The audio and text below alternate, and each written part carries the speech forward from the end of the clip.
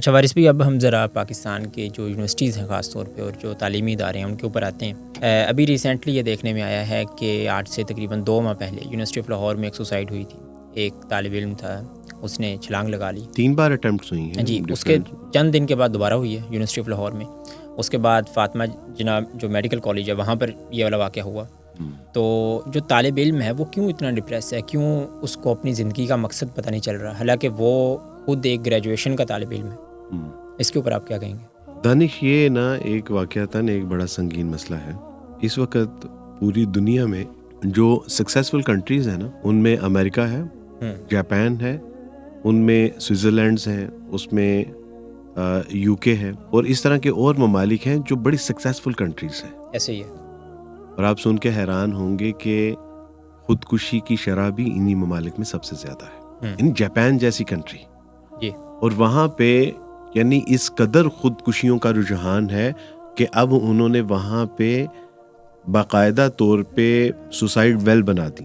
بھی آپ نے خودکشی کرنی ہے تو پلیز روڈ پہ نہیں کیجیے، یا آپ اپنے کمرے میں نہ کیجیے. آپ کمرہ لاک کر کے کمرے میں سوسائڈ کرتے ہیں، تعفن زدہ بدبو پھیلتی ہے، پورے لوگ پریشان ہوتے ہیں.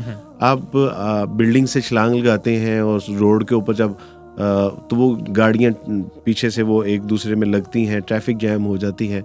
پلیز آپ لوگوں کو تکلیف نہیں دیں، ہم آپ کے لیے ویل ڈیزائن کرتے ہیں. انہوں نے سوسائڈ ویل بنا دی. چاہیے دفعہ ہوگی وہاں پہ آپ خودکشی کیجیے.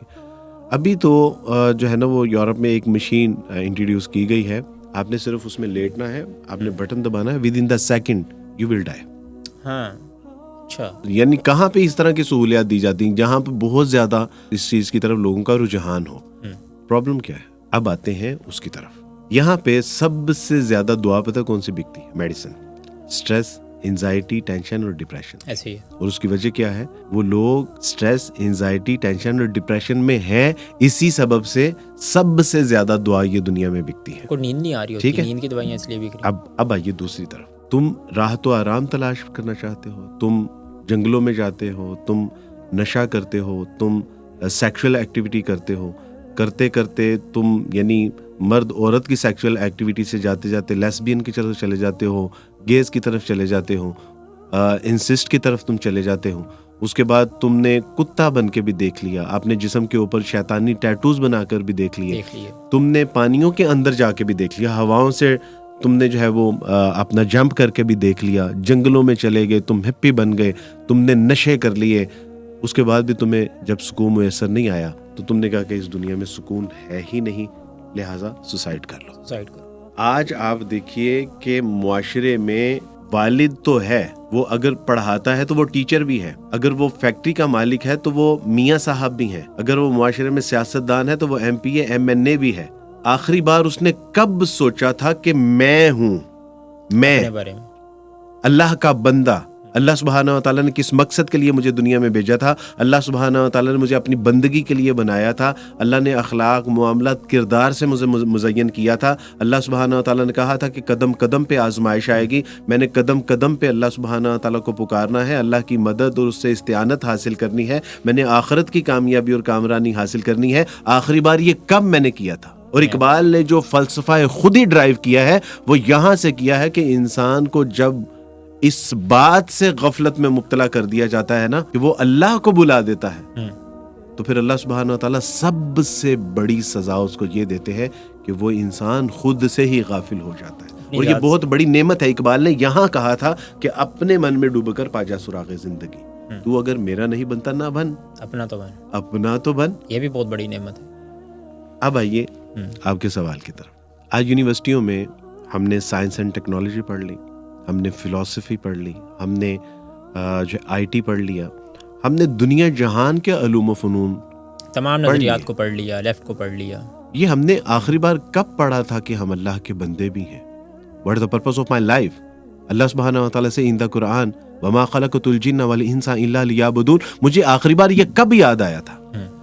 میں جب ایک اللہ کا بندہ نہیں ہوں، مجھے یہ یاد نہیں ہے کہ آخرت میں مجھے اللہ کے حضور پیش ہونا ہے, مجھے یہ یاد نہیں ہے کہ رسول اللہ صلی اللہ علیہ وسلم میرے مینٹور ہے, مجھے یاد نہیں ہے کہ میں نے سنت کے مطابق زندگی بسر کرنی ہے, مجھے یاد نہیں ہے کہ توکل کیا چیز ہوتی ہے, مجھے یاد نہیں ہے کہ یہاں پر مجھے خوشی بھی مل سکتی ہے, غم بھی مل سکتا ہے, مجھے یاد نہیں ہے کہ یہاں میں آزمائش کے لیے بھیجا گیا ہوں, تو مجھے بتائیے کہ اگر اس کا مقصد ہی صرف ڈگری ہے, اس کا مقصد ہی صرف یہ ہے کہ ڈگری حاصل کرنے کے لیے میں نے مال کمانا ہے, وہ جب اس میں ناکام ہوگا, مادہ پرستی کی زندگی گزارے گا, جب اس میں ناکام ہوگا تو اس کے پاس ایک ہی راستہ ہے, سوسائڈ کا.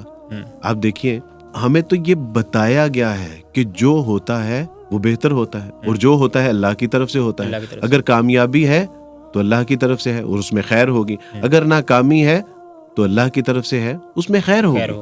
ہم نے یہ سمجھ لیا ہے کہ ٹوٹ جانا زندگی کا اختتام ہے, جبکہ ہم جانتے ہیں کہ جب انڈا ٹوٹتا ہے اس کے اندر سے ایک نئی زندگی برآمد ہوتی ہے. جب دل ٹوٹتے ہیں تو اللہ کی محبت اس میں زندہ ہوتی ہے. اللہ کی یعنی ہمارے قلوب سیاہکاری اور بدکاریوں کے سبب سے اس قدر جو ہے وہ سیاہ غلاف کے اندر مبتلا ہو چکے ہیں کہ اب ان کے لیے ضروری ہے کہ وہ ٹوٹیں تو اس کے اندر اللہ سبحانہ تعالیٰ کی محبت ہو, اور اس کے اندر سے جو سیاہ کاریاں ہیں, بدکاریاں ہیں, اس کا خول جو ہے وہ بکھرے ٹوٹ کے. لیکن ہم سمجھتے ہیں کہ یہ ناکامی, پچھلے دنوں آپ یقین کریں کہ شہباز شریف صاحب کی ایک صاحبزادی ہیں, ان کے بیٹے آٹزم کا شکار تھے. انہوں نے میں نے 12 منٹ کی تقریر ان کی سنی, اور آپ یقین کریں کہ میری مجال نہیں ہوئی کہ میں آنکھ بھی جھپک سکوں. اچھا. اس نے بتایا کہ میرے بیٹے کی اس معذوری نے, اس بیماری نے مجھے اللہ کے قریب کر دیا, اور پھر میں نے اپنے بیٹے کے لیے میں نے امت کے, قوم, ملک, ملت کے کئی 100 بیٹوں کے لیے پھر میں نے ایک ہاسپٹل ڈیزائن کیا. اس نے بتایا کہ یہ زحمت میرے لیے رحمت بن گئی, کیونکہ اس تکلیف نے مجھے میرے اللہ سبحانہ تعالیٰ کے قریب کر دیا. تو بعض کا تکلیفیں آتی ہی اس لیے ہیں, اور بہترین وہ تکلیفیں ہیں کہ جو ہمیں اللہ کے قریب کر دیں. لیکن اگر میرا دل ٹوٹا ہے, اگر میں مایوس ہوا, اگر میں ناکام ہوا ہوں, تو اس کا مطلب یہ تو نہیں ہے کہ زندگی کا اختتام ہو گیا ہے. اور اس میں قصور ان بچوں کا نہیں ہے, اللہ کی قسم ان بچوں کا قصور نہیں ہے. اس میں سب سے پہلا قصور میرے جیسے والدین کا ہے کہ جنہوں نے اپنے بچوں کو بتایا ہی نہیں کہ بیٹا what is the purpose of your life, ایسے ہی آپ کی زندگی کا مقصد کیا ہے. انہوں نے بتایا ہی نہیں کہ بیٹا اللہ پہ توکل کیسے کرنا ہے. انہوں نے بتایا ہی نہیں ہے کہ اچھی بری تقدیر کے اوپر ایمان کیسے ہوتا ہے. انہوں نے بتایا ہی نہیں ہے کہ بیٹا ہم اللہ کے لیے جیتے ہیں, ہم اللہ کے لیے مرتے ہیں, رسول اللہ کی سنت کے. انہوں نے بتایا ہی نہیں کہ ہمارے اسلاف کا طرز زندگی تھا کیا. آج ہمیں ذرا سی تکلیف ہوتی ہے, آج ذرا سی خواہش پوری نہیں ہوتی, آج ذرا سی امیدیں جو ہے وہ ہماری ٹوٹتی ہیں, تو خودکشی کا جو ہے وہ. اور دوسرا اس میں آپ یہ دیکھیے کہ یہی وہ خواہشات ہیں. اگر اللہ سبحانہ تعالیٰ کی بتائی ہوئی اور رسول اللہ صلی اللہ علیہ وسلم کی بتائی ہوئی تعلیمات کے مطابق ہمیں دنیا کی حقیقت کا ہی بتا دیا جاتا. آپ علیہ الصلوۃ والسلام نے ایک کوڑے کے ڈھیر سے بکری کا بچہ اٹھایا اور کہا کہ اس کو کوئی خریدنا چاہے گا, تو صحابہ نے کہا کہ اللہ کے رسول اس کو مفت بھی نہیں لینا چاہے گا. تو کہا کہ بس تمہاری دنیا کی اتنی ہی حقیقت ہے, یعنی ایسی ہی حقیقت ہے تمہاری دنیا کی. آج اس دنیا کی چونکہ حقیقت ہم پہ واضح نہیں ہے, ہم نے صرف اسی دنیا کو حقیقی دنیا سمجھ لیا, جس کو اقبال نے کہا کہ نظر کو ہیرا کرتی ہے چمک تہذیب حاضر کی, یہ سنائی مگر جھوٹے نگوں کی ریزہ کاری ہے. ہم نے اسی کو حقیقی سمجھ لیا اور اسی کو اپنا مقصد بنا لیا, تو پھر وہاں پہ جب ہماری امیدیں ٹوٹتی ہیں تو پھر ہم خودکشی کی طرف جاتے ہیں. آج اسی دنیا کو حاصل کرنے کے لیے والدین کوشش کر رہے ہیں کہ وہ اپنے بچوں کے اوپر خرچ کریں, لیکن بچے کیا کر رہے ہیں کہ وہ راتوں کو ایکسٹرا آرڈنری جو ہے وہ جاب بھی کر رہے ہیں, وہ جو ہے وہ مختلف ایکٹیویٹی کر رہے ہیں, وہ آؤٹ آف کنٹری سروسز دے رہے ہیں. اور یہ ایک سبب ہے کہ صبح نہ نیند پوری ہوتی ہے, نہ سبجیکٹ میں صحیح وہ پرفارم کر پاتے ہیں, اور جب ان کو ایک خوف لاحق ہوتا ہے تو اس کے بعد سوسائڈ ہوتے ہیں. اس میں غور و فکر کرنا چاہیے کہ یہ صرف ان بچوں کا قصور نہیں ہے, ان بچوں کو ہم صحیح سے گائیڈ ہی نہیں کر سکے, ان بچوں کی ہم صحیح سے رہنمائی کر ہی نہیں سکے.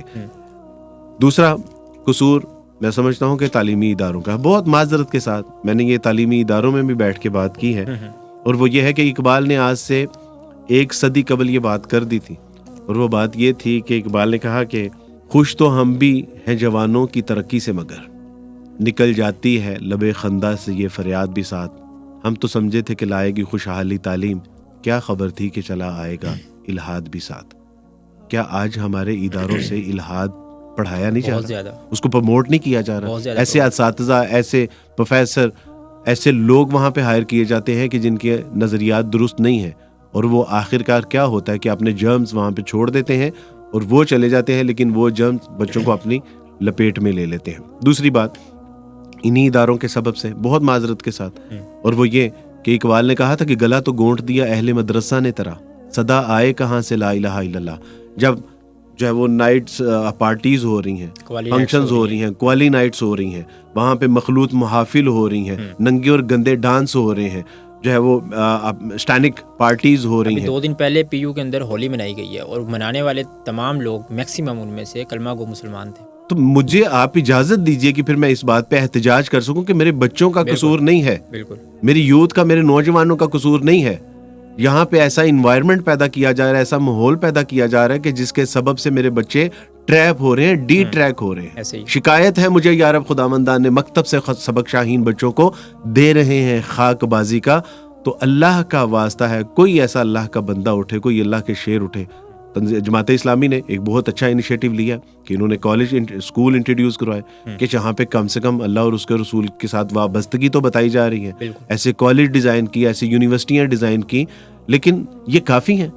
تو اس کے حوالے سے میرا خیال ہے کہ پوری قوم, ملک, ملت کو ہوش کے ناخن لینے چاہیے, اور بجائے یہ کہ ہم ان بچوں کے اوپر ہم بلیم کریں, ان بچوں کے اوپر بلیم کرنے سے زیادہ بہتر یہ ہے کہ ہم اپنے ایسے جو تعلیمی ادارے ہیں ان کی طرف متوجہ ہوں. جو پیرنٹس ہیں ان کو چاہیے کہ وہ اگر وہ چاہتے ہیں نا کہ ان کے بچے کم سے کم یہ جو خودکشی کا جو رجحان بڑھتا جا رہا ہے, الحاد کا جو رجحان بڑھتا جا رہا ہے, قرآن سے بیزاری ہے, دین سے بیزاری کا رجحان بڑھتا جا رہا ہے, اگر وہ چاہتے ہیں کہ کم سے کم وہ اللہ اور اس کے رسول والے بن جائیں, وہ 5 وقت کی اگر نماز چاہتے ہیں نا کہ وہ پڑھیں, تو پھر والدین کو چاہیے کہ ان کو 7 وقت کی نماز پڑھیں. اگر وہ چاہتے ہیں نا کہ ہمارا بچہ روزانہ 1 رکوع ہی پڑھ لے, تو پھر ان کو آدھا پارہ قرآن مجید کا پڑھنا چاہیے. اگر وہ چاہتے ہیں نا کہ ہمارے بچے اللہ کی راہ میں کم سے کم 100 روپے خرچ کر دے, تو بچوں کو ملحوظ خاطر رکھتے ہوئے ان کو 1000 روپیہ صدقہ, تو ان سے بہت زیادہ ان کو جو ہے نا وہ اب ایک بیسٹ اسلام پرفارم کرنا پڑے گا. ایک عورت نے پوچھا, وہ بس میں سفر کر رہی تھی اور اس نے ایک ماں کو دیکھا کہ وہ کتاب پڑھ رہی. اس نے کہا کہ آج تو یعنی موبائل کا دور ہے, ٹیب کا دور ہے, گیجٹس کا دور ہے, یہ کتاب پڑھ رہی ہے. اور جب اس کے ساتھ بیٹھی ہوئی بچی کو دیکھا تو وہ بھی کتاب پڑھ رہی تھی. تو اس نے کہا کہ ہاؤ اٹس پاسبل, یعنی آپ بھی کتاب پڑھ رہی ہیں, یہ بھی کتاب پڑھ رہی ہیں, آج تو گیجٹ ہماری جان نہیں چھوڑتا. تو یہ کیسے ممکن ہے کہ آپ بھی کتاب پڑھ رہی ہیں, آپ کی بچی بھی کتاب پڑھ رہی ہے؟ ہم تو اپنے بچوں کو کہہ کے تھک جاتے ہیں, نہیں پڑھتے وہ, نہیں پڑھتے. کیونکہ بچے کہنے سے نہیں کرتے, بچے کرنے سے کرتے ہیں. بچے وہی کرتے ہیں کہ جو آپ کو وہ کرتا ہوا دیکھتے ہیں.